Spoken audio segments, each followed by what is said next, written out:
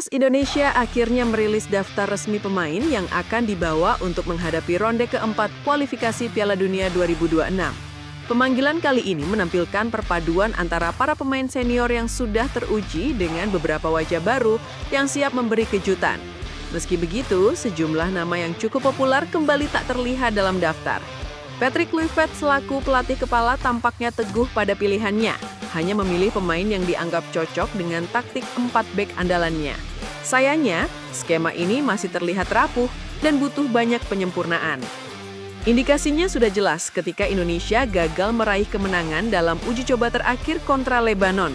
Kali ini kita akan mengulik mengapa Garuda Calling rela mengorbankan pemain-pemain top demi strategi favorit Kluivert. Bagaimana berita selengkapnya? Mari kita bedah bersama. Keberhasilan Indonesia menembus ronde keempat sendiri adalah prestasi bersejarah.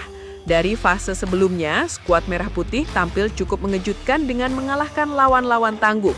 Namun realitas di babak ini jauh lebih berat. Lawan yang dihadapi adalah tim-tim papan atas Asia, sehingga kesiapan komposisi pemain menjadi sorotan besar. Masalah pertama datang dari ketidakpastian kondisi dua pilar utama, yakni Maarten Paes dan Ole Roemeny. Keduanya masih bergelut dengan cedera sehingga diragukan bisa tampil. Situasi ini semakin pelik karena sebagian besar pemain lain yang dipanggil justru jarang mendapatkan menit bermain bersama klub masing-masing. Ritme kompetisi mereka dipertanyakan dan ketika diturunkan dalam laga krusial, konsistensi menjadi isu serius. Apalagi mayoritas yang bermain reguler justru berasal dari Liga Indonesia yang kualitasnya masih sering jadi perdebatan. Selain persoalan pemain, aspek taktik pun menjadi dilema. Kluivert kuku ingin memainkan formasi 4 bek sejak awal masa jabatannya. Uji coba melawan Australia menunjukkan kelemahan besar di mana lini belakang Indonesia mudah ditembus. Saat menghadapi Taiwan dan Lebanon, pola ini dicoba lagi, namun masalah yang sama muncul. Serangan terlihat monoton dengan crossing bertubi-tubi tanpa variasi, sementara transisi bertahan justru membuka celah yang bisa dimanfaatkan lawan, bahkan oleh tim yang levelnya jauh di bawah Indonesia. Meski ada hal positif berupa pressing agresif dan intensitas lebih tinggi, secara keseluruhan formasi ini terlihat dipaksakan. Ketika hari pemilihan skuad tiba, Kluivert menegaskan konsistensinya. Pemain yang minim menit bermain tidak akan dipanggil. Namun hasil seleksinya memunculkan banyak tanda tanya. Contohnya, Pratama Arhan lagi-lagi absen. Padahal senjata lemparan jauhnya terbukti ampuh dan bisa jadi solusi di laga besar. Ivar Jenner juga tak ikut serta. Kabarnya karena kebugaran. Sebagai gantinya, Kluivert memanggil Mark Klok yang memang masih solid di Persib Bandung, meski sudah cukup lama absen dari level internasional. Hal paling mengejutkan adalah tak adanya nama Marcelino Ferdinand. Memang ia jarang tampil di klub dan kerap menuai kritik, tetapi kreativitasnya kadang jadi pemecah buntu. Sebagai pengganti, Bekam Putra dipercaya setelah tampil konsisten di Persib Bandung. Dari daftar resmi yang diunggah akun Instagram PSSI, Kluivert memanggil 3 penjaga gawang, Maarten Paes, Emil Audero, dan Hernando Ari.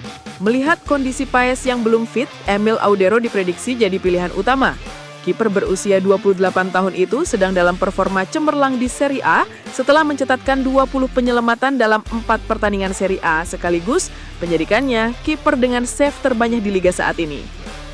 Untuk lini belakang, kehadiran Kapten Jay Itzes menjadi pusat perhatian. Ia akan ditemani Justin Hubner, Rizky Ridho, Kevin Dix, dan bek senior Jody Amat. Kombinasi pengalaman dan darah muda diharapkan bisa memberi keseimbangan antara agresivitas dan ketenangan saat menghadapi tekanan lawan. Di sektor sayap, nama-nama seperti Sandy Walsh, Calvin Verdon, Dean James, Janse Sayuri, Shane Petinama, hingga Eliano Rechinders dipanggil untuk melengkapi susunan pemain. Lini tengah dihuni Tom Hay, Joey Pelupesi, Mark Klok, Ricky Kambuaya, Bekam Putra, Nathan Chue-on, dan Stefano Lillipali. Komposisi ini ditargetkan bisa menjaga tempo permainan, sekaligus menghadapi tekanan dari lawan-lawan kuat. Sementara itu di lini serang, Ole Roemeny tetap di bawah, meski kondisi fisiknya diragukan. Kemungkinan besar Ole akan dimainkan sebagai starter Akias hanya untuk berjaga-jaga jika lini depan timnas mengalami kebuntuan. Sebagai gantinya, Kluivert telah membawa pemain lain seperti Ragnar Ortamangun, Egy Maulana Fikri, Yakub Sayuri, Ramadan Sananta, serta 2 penyerang anyar, Mauro Zylstra dan Miliano Jonathan. Melihat keseluruhan skuad, besar kemungkinan Kluivert akan tetap memaksakan skema 4 back. Padahal opsi lebih aman sebenarnya adalah bermain dengan 3 back dan mengandalkan serangin balik. Strategi itu mungkin lebih realistis untuk menghadapi lawan sekelas Irak dan Arab Saudi. Namun Kluivert tampaknya tetap ingin membuktikan gaya menyerangnya adalah yang terbaik. Skema 4 back memang bisa membuat Indonesia lebih dominan menyerang, apalagi dengan pola overload 5 pemain di lini depan. Namun kelemahan koordinasi dan transisi bisa jadi bumerang besar jika tidak segera dibenahi. Bahkan ketika menghadapi Chinese Taipei pada FIFA Matchday kemarin pun, Indonesia masih ada celah yang bisa dimanfaatkan lawan. Pertanyaan pun muncul, apakah skema 4 back ini cukup untuk menjaga hasa Indonesia? Jawabannya masih abu-abu. Semua akan bergantung pada seberapa cepat para pemain beradaptasi dan sejauh mana Kluivert bisa menemukan formula ideal. Tanpa perbaikan nyata, lini belakang itu akan jadi santapan empuk lawan. Jika Indonesia ingin realistis, pendekatan pragmatis dengan 3 back mungkin lebih aman. Namun pada akhirnya, Kluivert memilih untuk setia pada gaya favoritnya yang bisa jadi senjata atau justru jadi malapetaka. Demikianlah pembahasan mengenai Garuda Calling yang berani tinggalkan pemain penting demi skema kesayangan pelatih. Bagaimana menurut kalian? Apakah Patrick Kluivert sudah membuat keputusan tepat?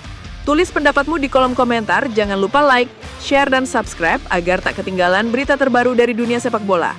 Terima kasih sudah menonton, sampai jumpa di video berikutnya.